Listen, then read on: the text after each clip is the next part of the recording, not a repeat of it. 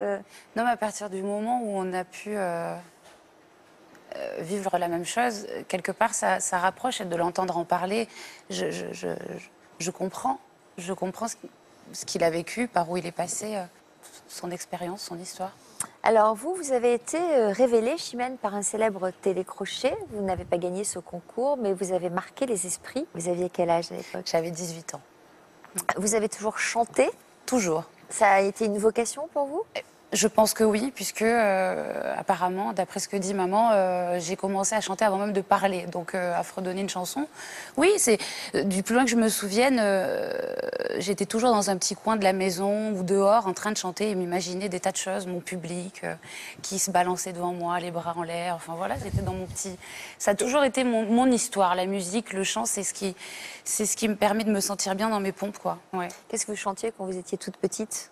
De tout, et c'est ça c'est là où je pense avoir eu une chance, c'est que j'ai des parents qui ont toujours écouté la musique. Je pense que ça a joué aussi beaucoup en mon amour.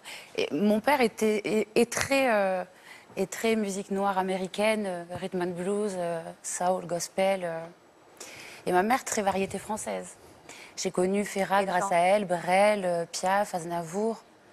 Ouais, des grands artistes. Elle était fan de vous, votre mère, dès le plus jeune âge? Elle croyait en votre talent?